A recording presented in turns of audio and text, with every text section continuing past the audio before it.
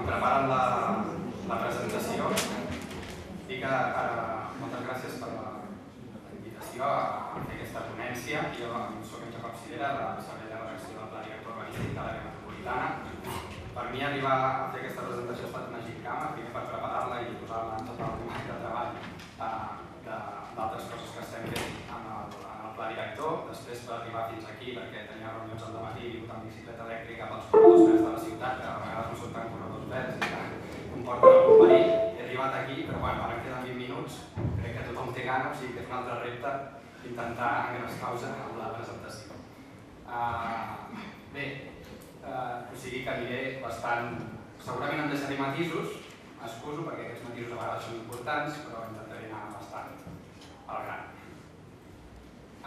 Així que jo volia explicar aquests 5 temes, el concepte de la diversitat des de l'òptica metropolitana, el factor de l'escala sobre aquest concepte, què pot fer el planejament urbanístic per reforçar la diversitat urbana, quins criteris hem d'aplicar per arribar a aquests objectius en el planejament urbanístic i explicar una mica de com estem tractant aquests temes en el marc del pla director.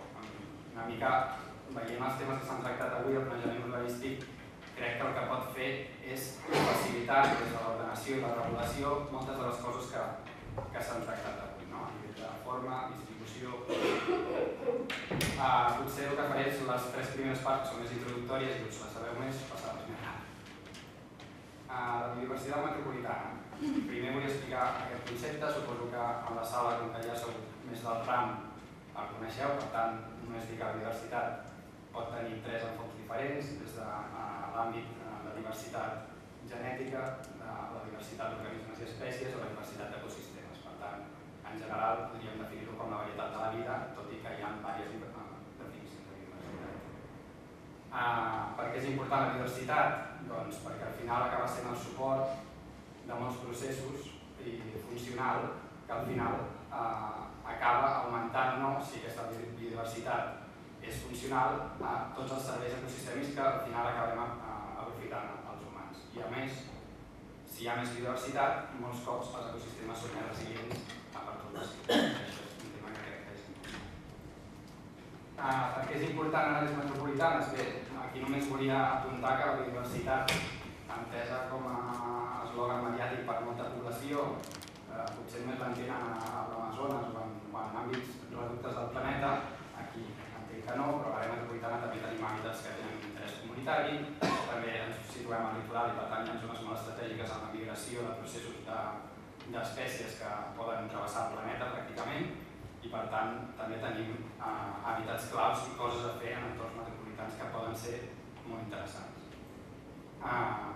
I a part, en àrees metropolitanes, aquesta biodiversitat al final és el suport de moltes altres coses que són d'interpretació molt directa a la població. L'Anna Zaunera ha parlat de l'efecte illa de calor, la regulació tèrmica, el lleure i el gaudi d'aquesta biodiversitat o l'educació ambiental. I sí que volia fer esment en que, malgrat és tan important la biodiversitat, resulta que en entorns metropolitans, que precisament també tenim molts estudis vinculats, tenim un buit d'informació encara molt important. Tenim molta informació d'espais protegits, Collserola, etc., però tenim altres entorns de la metròpolis que són molt desconeguts. I aquí posava una imatge que és una mica còmica, perquè si nosaltres agafem les publicacions científiques dels diferents grups d'organismes i les comparem per grups, resulta que surt una regressió divertida, no? Quan l'animal és més gros i té un ull o un radi d'ull més gros, més publicacions, perquè és més bonic i és més interessant d'estudiar. Ara, si ens anem a grups d'invertebrats, etc., doncs no en tenim ni idea. I si ens anem a l'ecologia del sòl, coneixem pràcticament ni arriba l'1% de la biodiversitat que tenim sota la Terra, que al final és el suport de molts dels processos que passen a dalt i és el principal reservori d'estoc de carboni, per exemple, del planeta. Per tant, siguem conscients d'això també. L'escala d'anàlisi. Quan només dic que la biodiversitat, depèn de com l'analitzem, pot ser molt diferent. Si ens situem en un espai molt petit o en un entorn urbà, a escala local, doncs allà veurem quants hàbitats diferents tenim, quantes espècies tenim. I quan més espècies tenim, doncs serà més important, més biodivers. Però resulta que potser aquestes espècies que trobem, aquesta diversitat, a nivell global, no ens augmenten la biodiversitat. O sigui, hi ha dues escales d'avaluació, o diverses escales, també de l'àmbit que avaluem. Aquí posava, per exemple, la idea d'una pineda mediterrània. Té una aportació a la biodiversitat en el nostre entorn, podríem dir no, és molt comú en el nostre entorn. Però si ens situem a escala global, resulta que la conca mediterrània, que és un hotspot de biodiversitat a nivell mundial, doncs aquest hàbitat no és tan comú. I segurament les espècies que alberga vinculades a aquesta pineda doncs tampoc ho són gens comunes. Els tallerols, les sílvies, a nivell mundial, aquí tenim una contribució important. Per tant, hem de tenir aquest aspecte en consideració. Per tant, el planejament, què pot fer l'escala? L'escala local, això que deia, riquesa... No, aquí estem.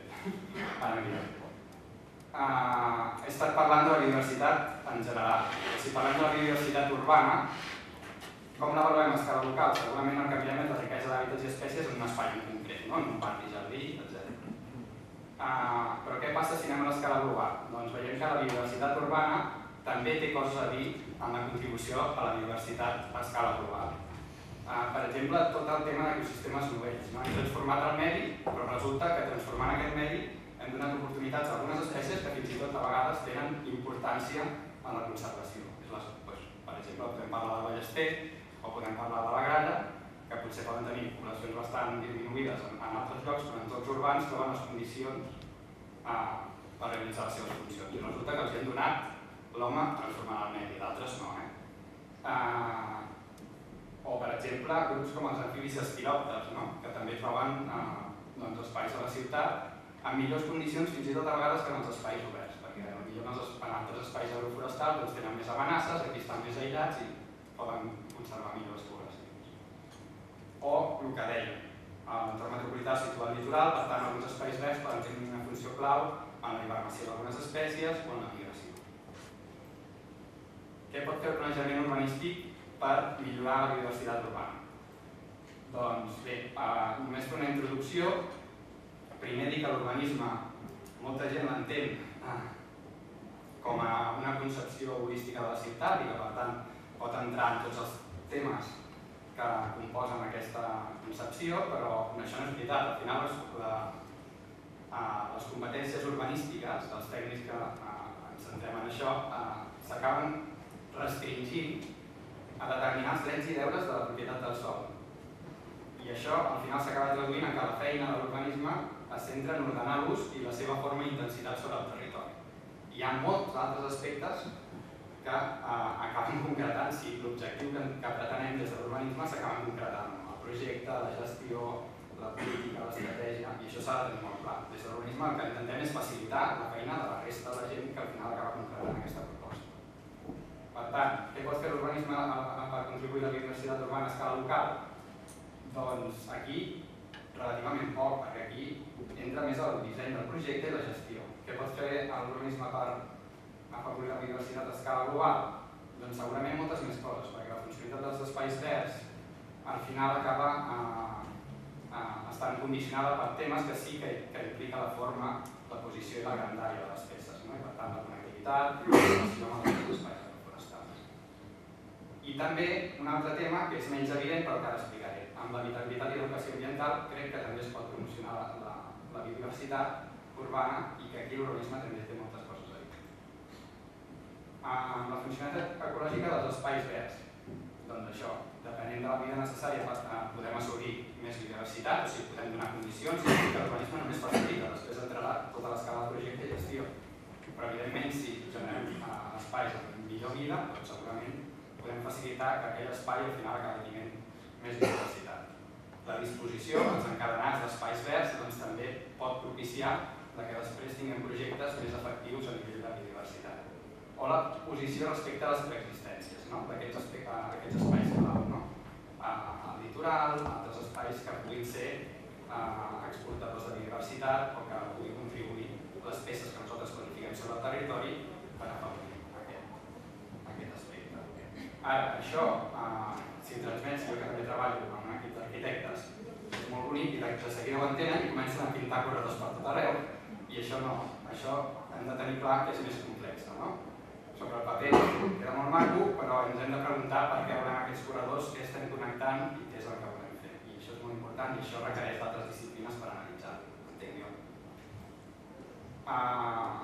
L'habitabilitat i l'educació ambiental, això que deia que era menys intuïtiu de per què afavorir la biodiversitat, doncs jo crec que és molt important perquè si planifiquem els espais verds d'una determinada manera i aconseguim que l'espai urbà sigui més habitable i la gent hi pugui realitzar tots aquests requeriments d'espai d'oci i esbarjo que pot fer, aconseguirem que tingui més necessitats de buscar aquestes necessitats que ell té en espais més sensibles. I això hi ha molts estudis a fer, estudis publicats que relacionen això. Hi ha altres paràmetres. Evidentment, la renda de la població acaba influint en si busca també anar més lluny o no a buscar aquests serveis. Però, evidentment, si nosaltres dotem el teixit urbà d'una habitabilitat, d'uns espais verds saludables, d'uns espais verds on podem fer determinades accions, doncs al final és possible que alguna part de les nostres necessitats les fem ja en aquests espais i no els busquem en altres espais més sensibles que tenen més valors i que segurament afecten més la seva biodiversitat. I un altre aspecte de l'educació ambiental, jo crec que és extremadament important a través dels espais oberts transmetre els valors de la biodiversitat. Perquè tenim molta població a prop dels espais verds, podem transmetre aquests valors i si eduquem